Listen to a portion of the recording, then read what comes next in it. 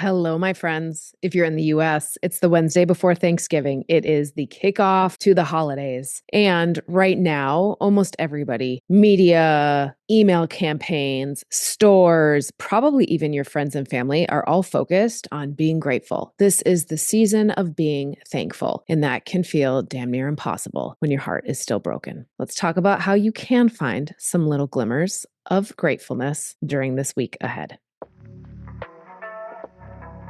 Welcome to the Crazy Ex-Wives Club, a podcast dedicated to helping women navigate the emotional journey that is divorce.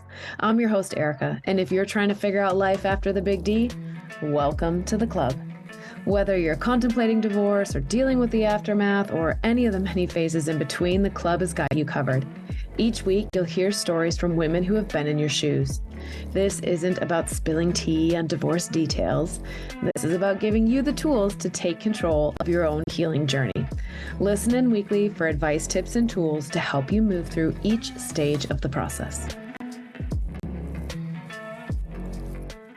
Welcome to another episode of the Crazy Ex-Wives Club. I'm your host, Erica, and today I really wanted to just chat with you about finding your gratefulness again. It can be so freaking hard to find any ounce of gratitude when you feel like your world is falling apart. I was so angry at the universe, God, whatever force you believe in, for taking my marriage from me. I was so hurt and alone feeling that I would never, ever have that feeling of family again. I just had all of these really strong, really negative emotions swirling around me. So the idea of showing up somewhere and being grateful felt like a slap in the face. And what hurt even worse was when people would make comments like, well, it could be worse, or you should really focus on being grateful for what you do have. And while those are all well-meaning comments, they're really hard to do when you feel like crap. It's that surface level of advice, similar to when you started having your first weekends without your kids and your friends would say something like, oh my gosh, enjoy your solo time, take a bath, take care of yourself. If anybody else had told me to go take a bath as a way of self-care, I was poking my eyes out. I was so overhearing that. So for somebody to show up right now and say something like, well, you should be grateful for what you do have. It's hard. It's just hard to get there. So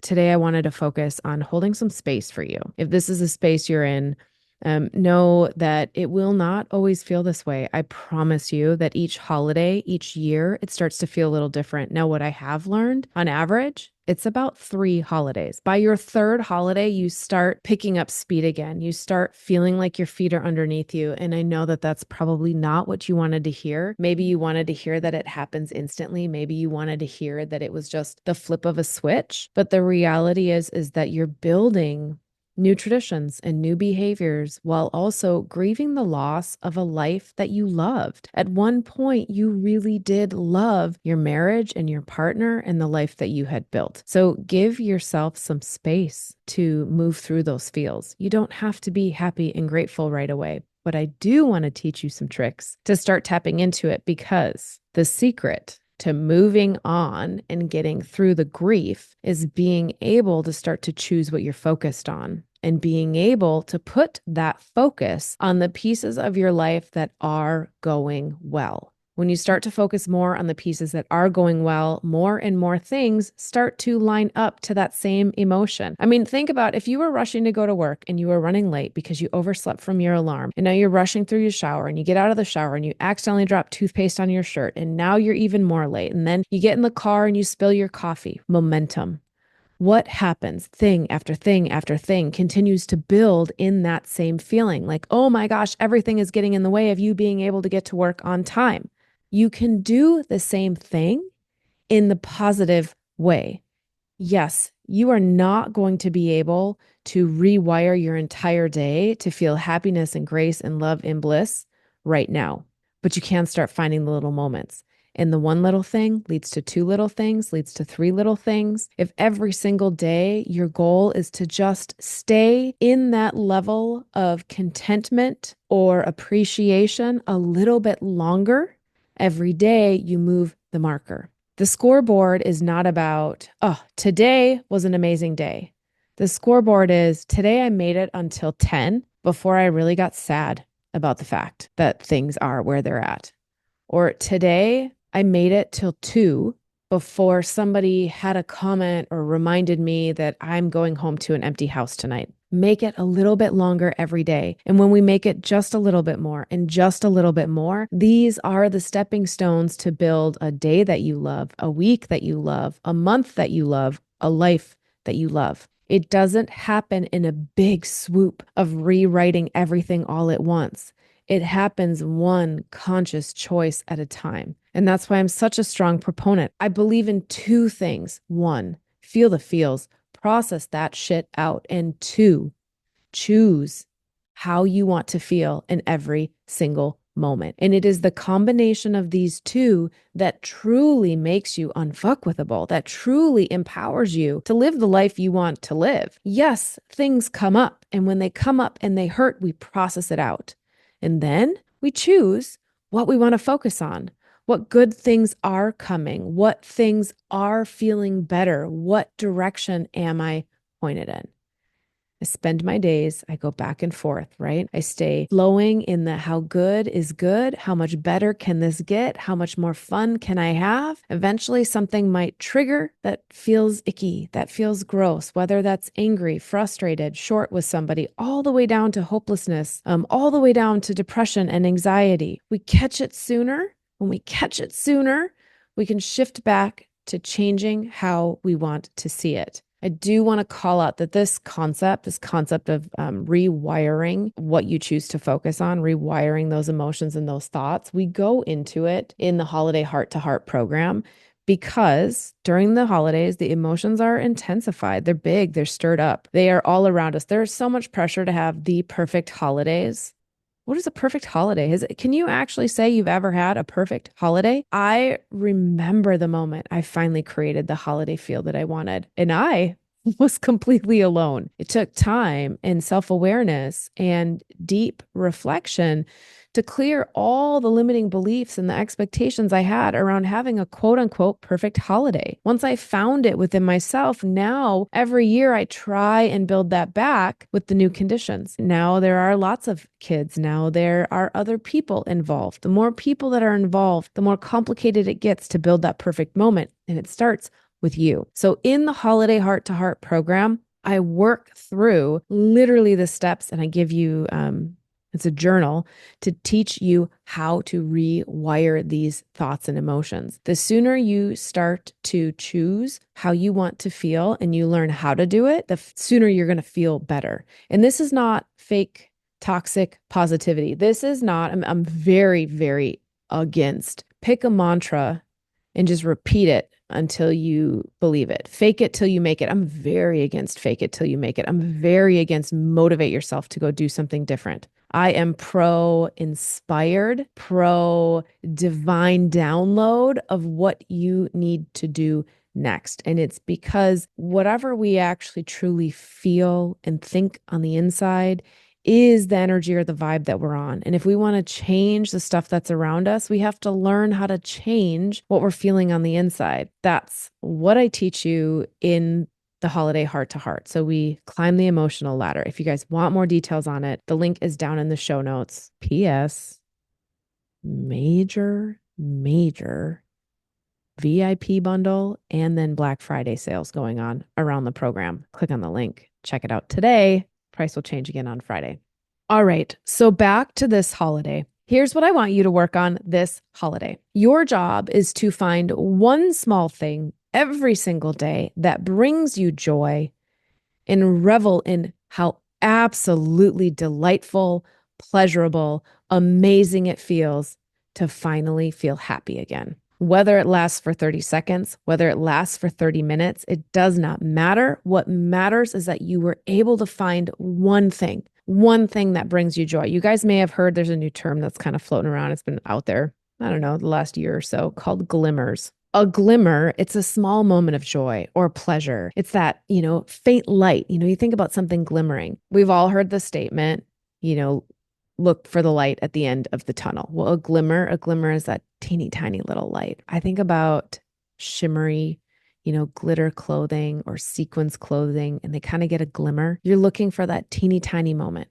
You're looking for something so small that if you had stayed stuck in the old stories, if you were not present in the current moment, you would have missed it. They can be something as simple as the way that the clouds look against the blue sky. This is one of my favorites because it is one that you can find almost anywhere. But if you're rushing and driving, focused on all the other things that have to happen, and you don't take a second to step back and look at the expanse that's around you, you'll miss it. I don't know if you ever used to go watch clouds as a kid, right? Whatever happened to that? Whatever happened to finding shapes in the clouds? Have the clouds changed? Sometimes I think they have, because I used to go out and try and find shapes in the clouds with my son. The color of the clouds in the sky were one of those glimmers for me during some of those darkest nights. It was something that I could grab a blanket and head to the park with my son and lay on the grass and look up at the sky and just feel something so grand and so beautiful. Right? I felt so small compared to the beauty of the sky and the clouds. They all look different, but sometimes it just hits just right. That was a glimmer for me. Another glimmer was the feel of hot water in the shower. In fact, this one, I'm so grateful for the therapist who had suggested this one. He had said in one of my darkest moments when I sat on that therapy couch and I said, I really don't understand how I'm going to pick my life up. I don't feel anything other than sadness. I don't know how to go on doing this. And he told me to find one little thing. And he said, maybe it is a hot cup of coffee. Maybe it's the warm water in the shower on your skin, but find something. Find something that feels really good and sit in that. Now, even today, when I took a shower, at the end of my shower, I stand under the hot water and I let it drip. It's running over my hair and down my back, and it feels amazing. It feels like you're being held. That was another glimmer. I got real conscious on my coffee cups and enjoying my morning cup of tea or whatever it might have been that day. But I made sure that it wasn't just a means to an end. Drinking coffee wasn't just a means to try and get more energy, or I always added protein powder, so mine was my breakfast. But I started to think about, when I looked at the cup, did it make me smile? When I poured that first cup, did I take a second to smell it?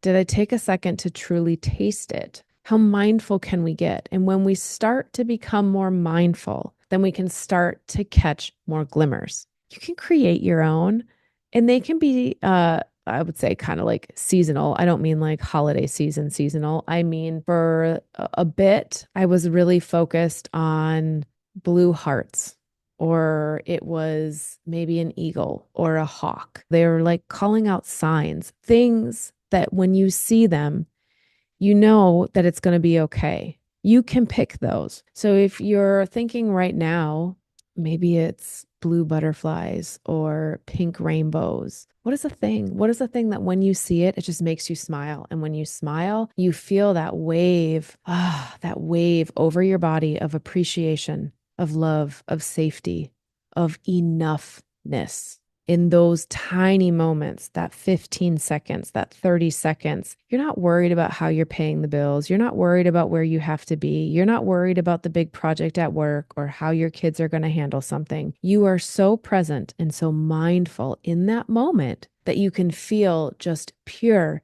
appreciation. That is your homework for Thanksgiving.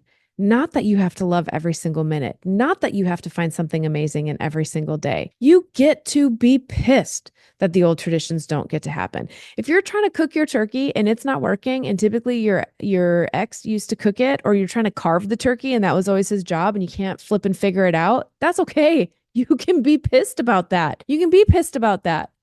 And then when you feel yourself getting so pissed about something, the next thing I want you to do is say, okay, can I find a glimmer? Can I find a tiny moment of joy? Maybe, even though it got carved up and looked terrible, that was my experience. My first time carving a turkey did not go well. It was not pretty, but then I ate a piece of the turkey and it tasted really good. And I sat and I just enjoyed the flavor of the turkey. That brought me back. Those small moments. Your job is to return to those small moments as often as possible. Now, sometimes the pain gets too big, and that is where I love a good nap. I cannot recommend it enough. even a 15-minute reset, a 15-minute, I just need to go lay down for a few minutes. Now, if you're really exhausted and depleted, you will fall asleep. If you are just overwhelmed and frustrated, you will decompress. Both of them have the same result. You've stopped the momentum from building in a direction that you don't want it to go. For me, naps were my go-to solution because my mind was running so fast and so furious down so many negative limiting beliefs that I couldn't actually just disconnect and regain control over my thoughts. I had to go to sleep. And my body was so worn. I was so tired and exhausted that it needed it. I didn't sleep through the night for, I don't know, it was about 7 years. So constantly waking up in the middle of the night, constantly, the body being on alert. Again, I was exhausted. Naps became my go-to tool to turn it off.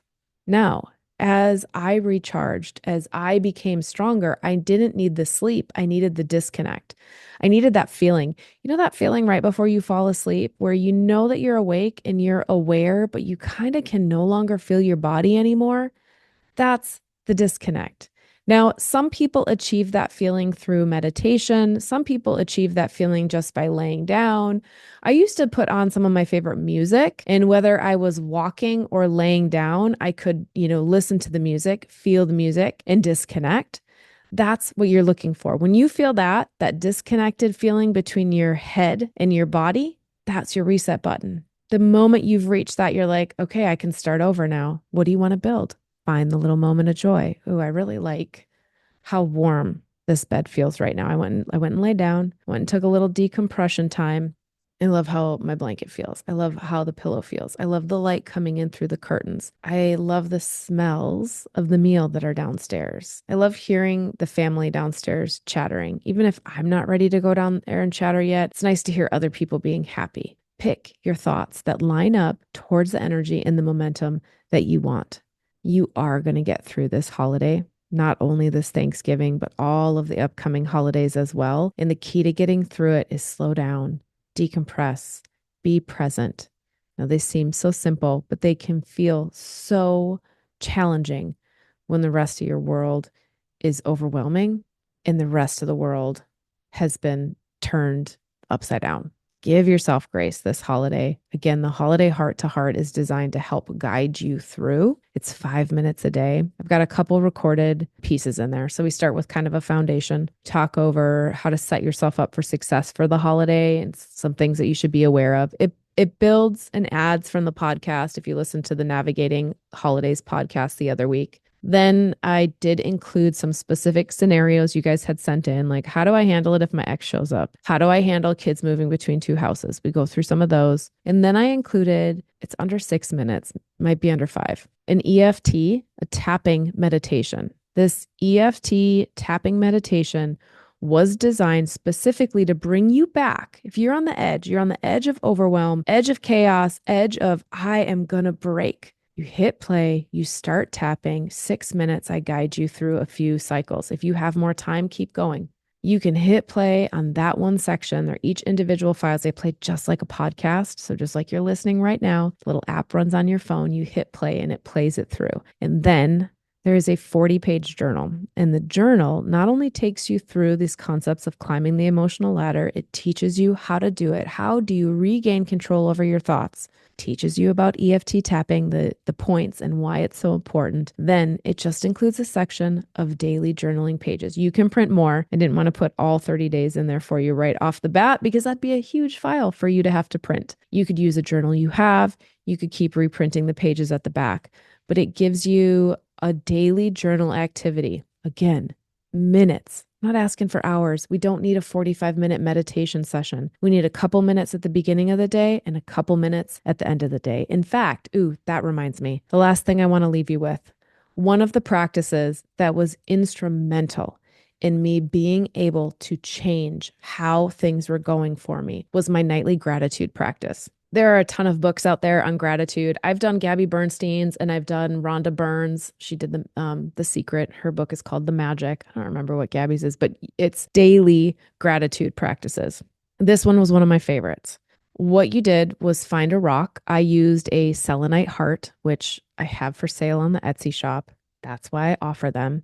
Selenite is cleansing, it's grounding. Selenite has a long history of being a goddess stone. It's said to bring protection, harmony, soul healing to your body, your mind. So I love using selenite. It's the one stone that consistently calls me to it. So there are selenite hearts on the Etsy shop, but I would take my selenite heart and I would put it in the palm of my hand. They're big. They should take up your full palm. They should feel smooth to the touch and cool when you first touch them. And I would hold that selenite against my chest, right? Heart to heart. Closing your eyes.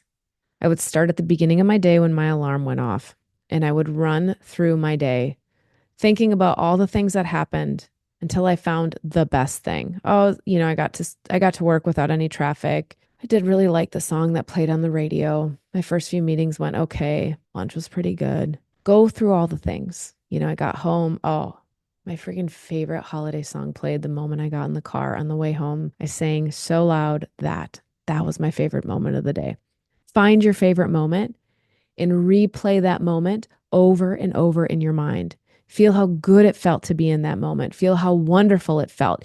Fill up that stone in your hand with all of that love and appreciation and focus around something that was really fucking good in your day. Then when you're ready, you can put it on your nightstand. I actually used to fall asleep with it in my hand because I needed that weight. I needed something heavy to hold me down. Again, my anxiety was through the roof. And so having that stone in my hand, kind of under my pillow when I went to bed, was perfect for me. Do that every single day.